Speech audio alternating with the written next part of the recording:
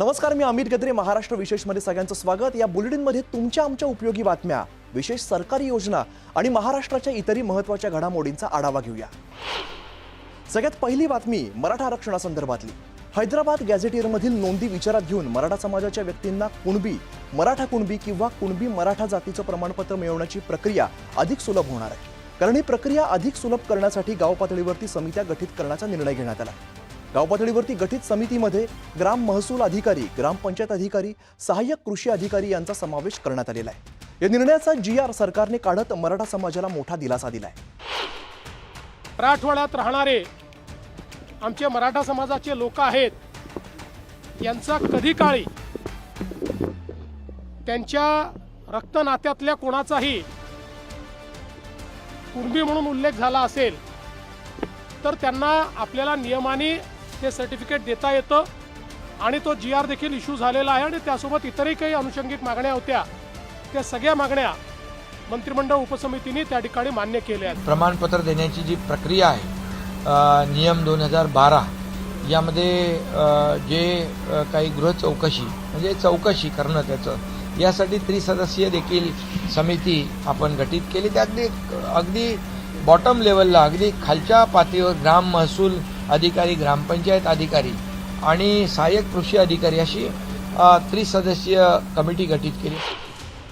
पुढच्या महत्त्वाच्या बातमीकडे वळूया. राज्यात मुलांच्या मानसिक आरोग्यासाठी मासूम प्रकल्प राबवण्यात येतोय. बालसंगोपन संस्थांमध्ये राहणाऱ्या समस्याग्रस्त आणि अल्पवयीन मुलांना मानसिक समुपदेशन करण्यासाठी महिला व बालविकास विभागाच्या माध्यमातून आदित्य बिर्ला एज्युकेशन ट्रस्टच्या एम्पॉवर संस्थेच्या उपक्रमामार्फत हा प्रकल्प राबवला जातोय. तर मुख्यमंत्री देवेंद्र फडणवीस यांच्या या निर्णयामुळे आतापर्यंत 3,337 मुलांना लाभ झालाय. राज्याच्या विकासासाठी प्रशासनाने AIचा वापर करून अत्याधुनिक तंत्रज्ञानावरती आधारित सेवा द्याव्यात. त्यामुळे प्रशासनावरील कामाचा ताण कमी होईल. दक्षिणेतील राज्य प्रशासनात तंत्रज्ञानाचा मोठ्या प्रमाणात वापर करतायत आणि महाराष्ट्रही या क्षेत्रामध्ये आघाडीवरती आहे. ही आघाडी कायम ठेवण्यासाठी नाविन्यपूर्ण बदलांची प्रभावी अंमलबजावणी करणं आवश्यक आहे, असं मुख्यमंत्री देवेंद्र फडणवीस म्हणाले. मुख्यमंत्र्यांच्या अध्यक्षतेखाली 150 दिवसांच्या कार्यक्रमांतर्गत ई-गव्हर्नन्स सुधारणा मोहिमेत सहभागी विभाग आणि कार्यालय यांचा अंतरिम प्रगतीसंदर्भात आढावा बैठक पार पडली. 150 दिवसांच्या कार्यक्रमामध्ये जास्तीत जास्त कामं पूर्ण करावीत अशा सूचनाही त्यांनी केल्या. मुख्यमंत्री देवेंद्र फडणवीस यांच्या हस्ते मिलाप MIDC industrial land application and allotment पोर्टलचा ऑनलाईन शुभारंभ केला. औद्योगिक, व्यावसायिक आणि निवासी भूखंडाचं वाटप सुलभ करण्यासाठी, आर्थिक वाढीला चालना देण्यासाठी आणि गुंतवणूकदारांना आकर्षित करण्यासाठी मिलाप काम करतात. आता बातमी रेल्वे संदर्भातली. महाराष्ट्राच्या रेल्वे विकासाला आणखीन गती मिळणार आहे. पुणे लोणावळा रेल्वे मार्गावरील प्रवाशांची गर्दी कमी करण्यासाठी 3ऱ्या आणि 4थ्या मार्गासाठी राज्य सरकारने निधीला मंजुरी दिली आहे. तसंच बीड ते अहिल्यानगर या रेल्वे मार्गावर गाडी सुरू करण्याचा निर्णय घेण्यात आला.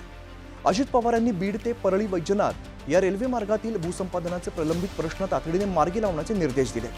उपमुख्यमंत्री अजित पवार यांनी 2 महत्त्वाचे निर्णय घेतलेत. या दोन्ही निर्णयांमुळे राज्याच्या रेल्वे पायाभूत सुविधांमध्ये मोठी वाढ होणार आहे. जिल्हा विकास व नियोजन समितीच्या निधीमधून आरोग्य, शिक्षण, स्वच्छता व पाणी पुरवठा आणि सुरक्षेची कामं करण्यात येतील, अशी माहिती महसूल मंत्री आणि अमरावतीचे पालकमंत्री चंद्रशेखर बावनकुळे यांनी दिली आहे. विकसित भारताचं ध्येय ठरवण्यात आलेलं असून त्यानुसार जिल्ह्याच्या विकासाचं ध्येय आणि त्यानुसार जिल्ह्यात कामं करण्यात येणार आहेत. जिल्ह्यातील अधिकाऱ्यांना दौरा करून त्यांचं विकासाचं व्हिजन जाणून घेण्यात येणार असल्याचंही पालकमंत्री बावनकुळे यांनी सांगितलेलं आहे. आता बातमी नांदेड जिल्ह्यातून. नांदेड जिल्ह्यामध्ये गेल्या 2 दिवसात झालेल्या अतिवृष्टीमुळे मोठं नुकसान झालं. या नुकसानाचे प्रशासनाने तात्काळ पंचनामे पूर्ण करून अहवाल शासनाकडे सादर करावा, जेणेकरून नुकसानग्रस्तांना तातडीने नुकसान भरपाई देण्यात येईल, असं पालकमंत्री अतुल सावे यांनी सांगितलं. कृषी, आरोग्य, जलसिंचन, बांधकाम, पशुसंवर्धन, विद्युत, महानगरपालिका विभागांच्या अधिकाऱ्यांकडून जिल्ह्यातील परिस्थितीविषयी माहिती जाणून घेऊन सर्व यंत्रणांना सतर्क राहण्याच्या सूचना त्यांनी केल्या. महाराष्ट्रात गुंतवणुकीचा ओघ सुरू असून राज्यामध्ये सरकारने 17 सामंजस्य करार केलेले आहेत. या कराराची किंमत 34,000 कोटी असून यामुळे राज्यामध्ये जवळपास 33,000 रोजगाराच्या संधी निर्माण होणार आहे. या गुंतवणुकीमध्ये इलेक्ट्रॉनिक्स, पोलाद, सोलार, इलेक्ट्रिक बसेस, ट्रक्स, संरक्षण तसंच संबंधित क्षेत्रांचा समावेश असणार आहे. त्यामुळे उत्तर महाराष्ट्र, पुणे, विदर्भ आणि कोकणात या सर्व भागांमध्ये उद्योग उभारणीच्या नवीन संधी उपलब्ध होणार आहे. महाराष्ट्र विशेष या बुलेटिनमध्ये इथेच थांबतोय. पाहत राहा न्यूज 18 लोकमत.